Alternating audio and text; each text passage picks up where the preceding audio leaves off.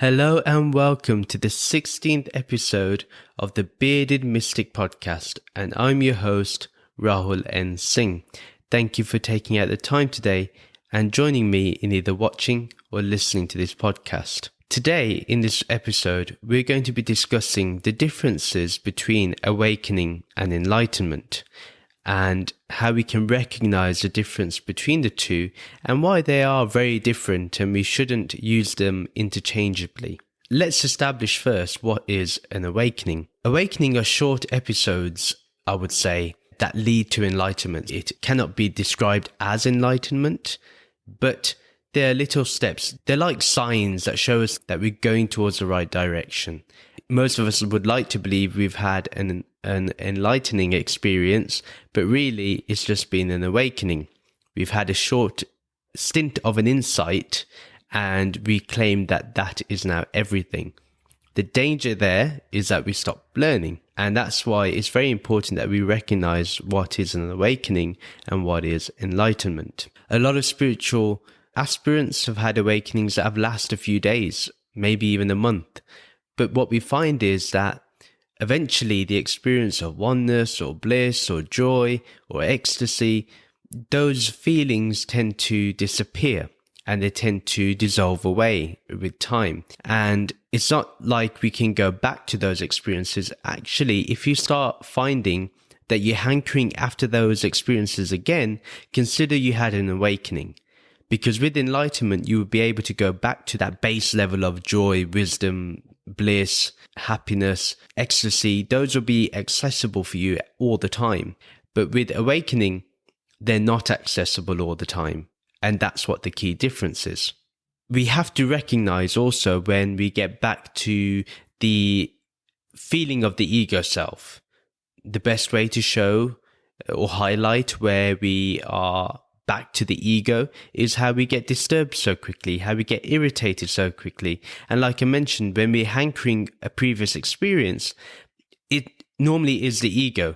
The ego will be saying, we want this experience again, let's go for it. Now, it'll want to continue that experience because it is an awakening and it recognizes that it's short-lived. It will not tell you to go towards enlightenment, where you can eradicate the ego or the hold of the ego for a much longer time. In fact, time doesn't exist there. But with awakening, the ego knows that you can go round and round in circles and be trapped. Awakenings are still great. I would like to emphasize the importance of having awakenings and why awakenings are still important.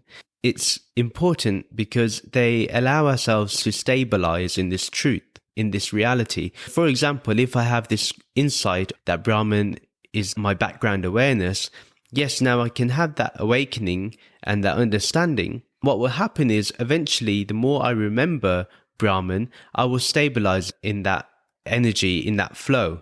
But if I don't and I just suddenly start saying I'm enlightened, I'm not allowing my body and mind to connect. Now, what can happen, and I don't know how true this is, but a lot of people say that if you do get enlightened, that you will die.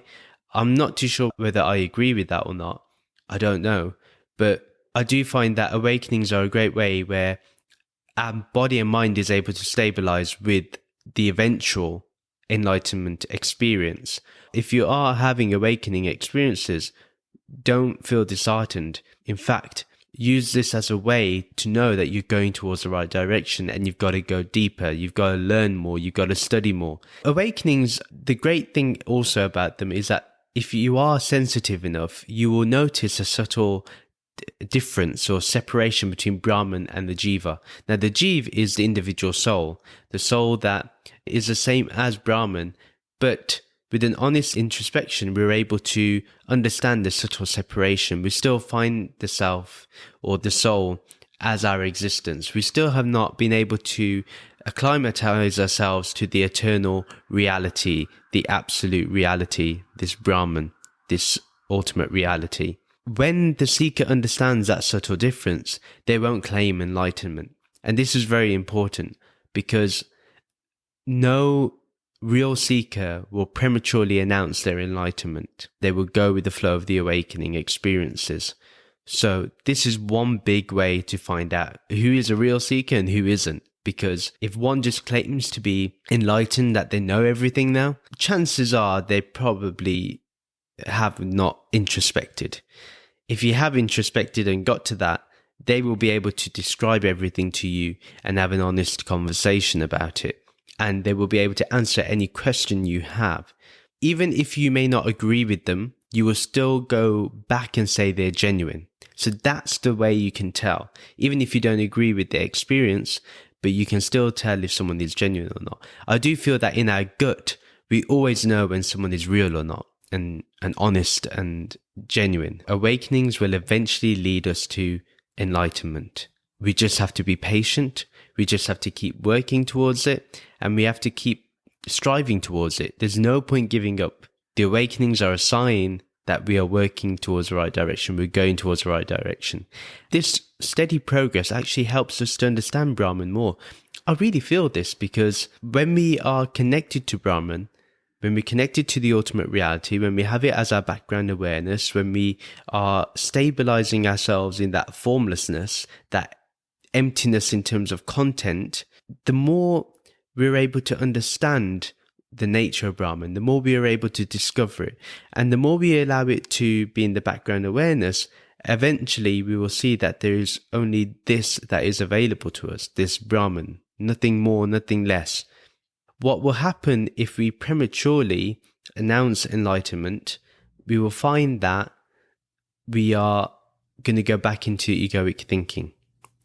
And we will have false sense of humility and all this. You can tell these people from a mile away.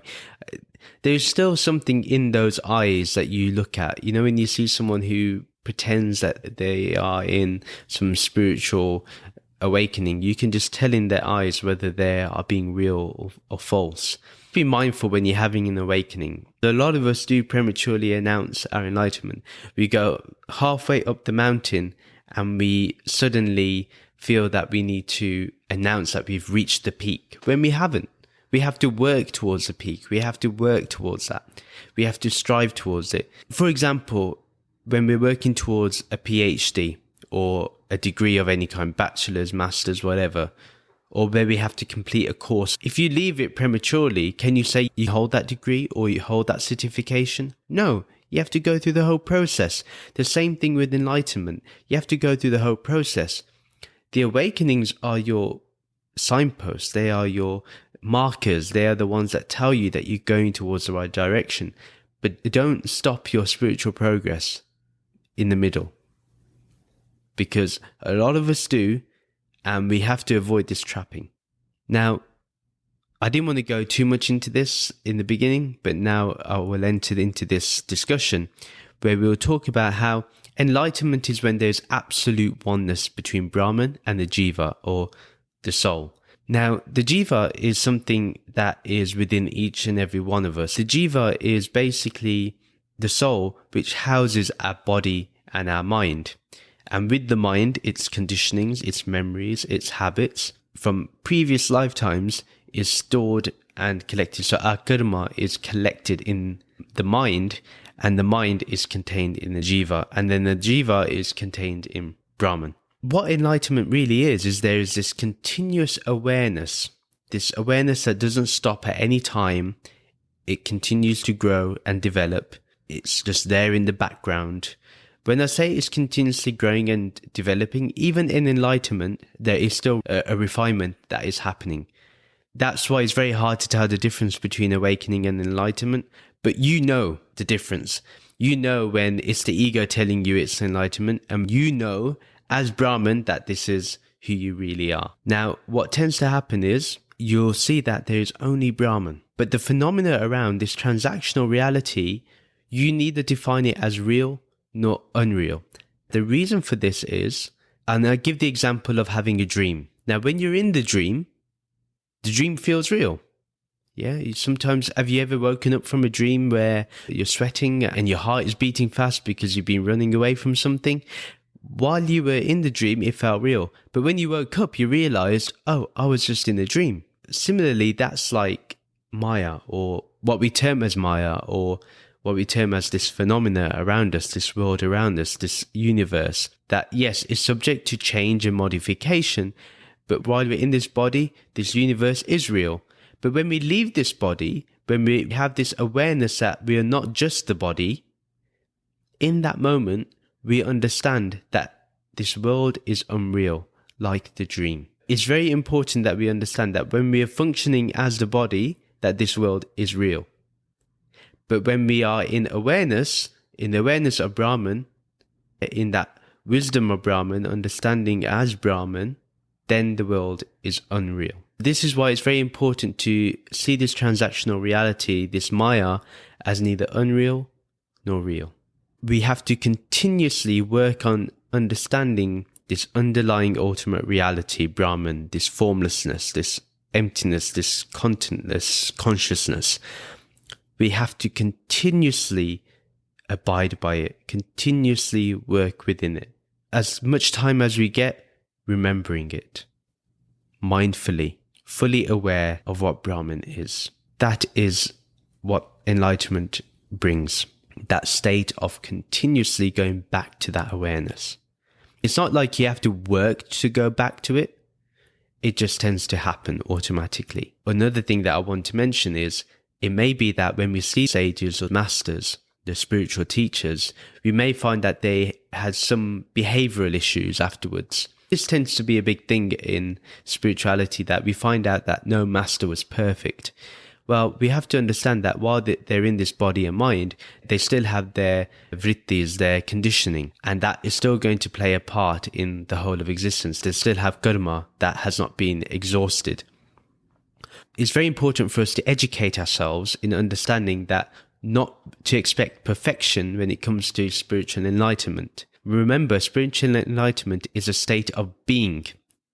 It is not behavior, but one should be alert enough to know when something is going against the benefit of society, when an act is causing more harm. That's the thing with Hinduism, which I really love in terms of its understanding of actions. We've got to commit to that action which does less harm. It doesn't say no harm, but less harm. We always got to pick that path which causes less harm. So an enlightened being will always do that. That implies that there may be harm, because remember, we interpret things very differently.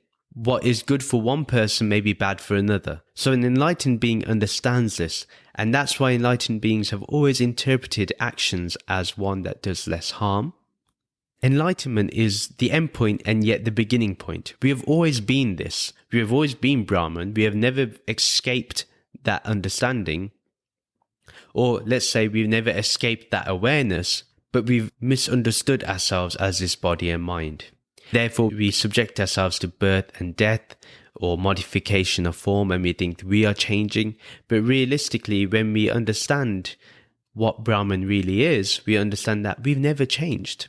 This awareness has never aged. This awareness will never grow older. It will never go big or small. It will never be defined in numbers. It cannot be defined in language. This awareness remains as it is, indefinable. It cannot be moved. It cannot be caught on fire. You cannot disturb it. You cannot cut it. It remains itself,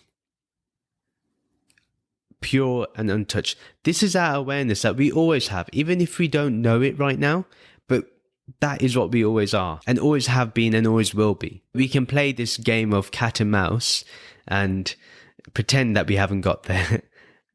And this is the whole beauty of the journey, is playing that game. In enlightenment, there is no beginning nor end, and it's like going full circle. You realize, oh, I was always here. I thought I had to achieve something, but it's been here always.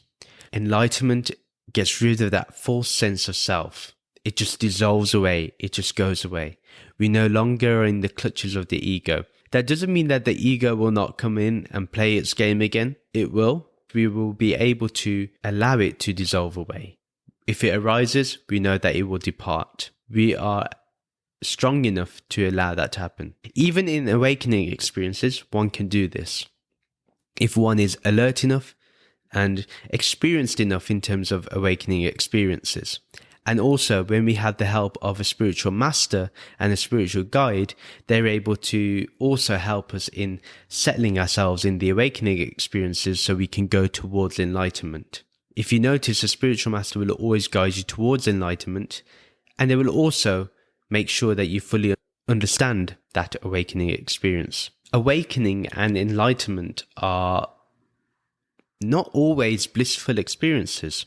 It's a very immature way of thinking to perceive that enlightenment or awakening is always blissful. If one thinks that, they're misunderstanding the whole point. Now, it's not always that you're going to feel love, joy, bliss, peace, acceptance, compassion all the time when you're going through these experiences of awakenings and when you go through that experience of enlightenment. It can actually be very painful and heart-wrenching and gut-wrenching because you're working on those aspects of yourself which need to be worked upon. Memories will come up which have disturbed you, which you never thought disturbed you before. Those experiences will come up and you have to deal with them. You have to analyze them, introspect on them. That's why having a master is very important. When I say a master has to be personally involved in your enlightenment. Not with you as a person, but in your enlightenment. They have to guide you personally on this. It's very important to have that. Awakenings are a great way, and again, if we're with a master, it is better, or if we're with a therapist or a counselor, it is better, that we can then introspect into our trauma and deal with the trauma and explore it, and then close that trauma forever. It's very important that if we do not have counselors or we do not have a therapist when we're having awakenings, to go and approach the counselor. If not, try and get a spiritual master that can work with you personally on this and be with you and be there to stabilize you in awakening experiences. Because there will be feelings of intense pain, there will be feelings of suffering, and many mystics have gone through that. If you read the biography of J. Krishnamurti, there are times, they say, in the night where he is in complete panic. Sometimes complete anger comes up. Sometimes he's crying like a child and speaking like a child. What he used to tell the people was, just be with him when he's going through this. And sometimes he used to be on the floor crawling in pain, curled up in pain.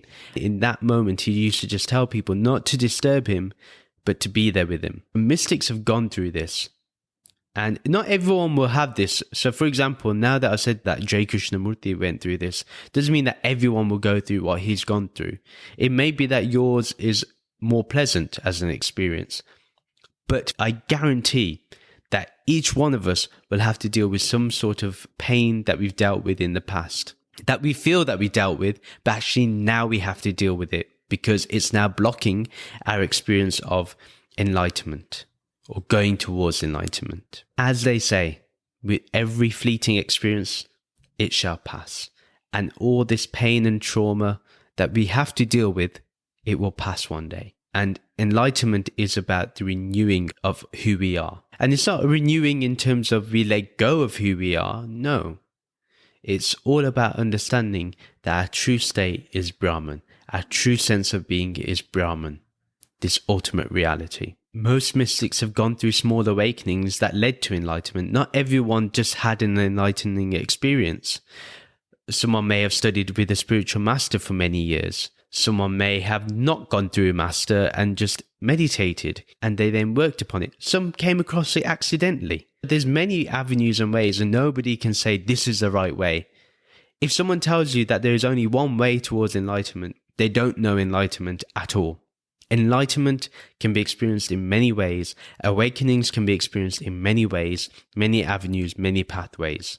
Mystics have shown this. And the mystics tend to have this inner explosive emotions of joy or suffering, and yet they remain patient and diligent in their inquiry because they understand enlightenment is not far away. What they also warn us against is that having an awakening but mistaking it for enlightenment may make someone complacent. It'll make us lazy. We then won't work on ourselves. That's why I find that the path of awakenings is better than the path of enlightenment. We should strive for enlightenment, but we should use awakenings as ways to deal with who we are in terms of the false self or the false sense of self. Awakenings are a better way to get rid of it or the clutch of it. According to other enlightened beings, they have a sense of knowing everything and yet have a childlike approach for learning.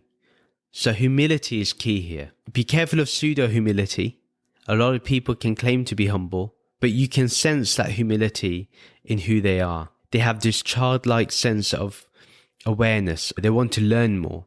And they will pretend that they don't know anything. This is their beauty. And we have to recognize that humility is big here. Even if you get to that samadhi which ends conditioning and ends the ego, ends every false sense of self, and completely makes us abide in Brahman as Brahman, where we can say Aham Brahmasmi with full confidence, even then there will still be this sense of learning from everybody and being kind, being gentle, and being understanding. Just to recap this episode, awakenings are temporary and enlightenment is a permanent state. Awakening and enlightenment may not always be a lovely, beautiful state. It can be painful. It can have suffering. It can make us deal with our trauma that we didn't think we have. It will bring everything up if needed to be. If anything is blocking your way towards enlightenment or to further development in spirituality, your awakenings will show you that and they will help you go through it. Approach a master, approach a spiritual being, approach a counselor or therapist when you're having these traumatic experiences. Enlightenment doesn't happen to the person, a realization just occurs that there is only Brahman. This is the key. Enlightenment never happens to the person because there is no me and there is no you. There is no separate God. There's nothing like that. There is only this reality that only is. Thank you for listening to this episode of the Bearded Mystic podcast.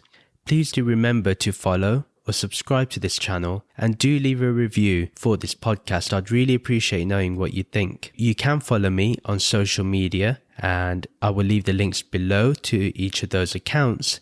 I do share small clips on there that you can share with friends and family. And if you feel that anyone in your friends and family circle would love this podcast, do share it with them.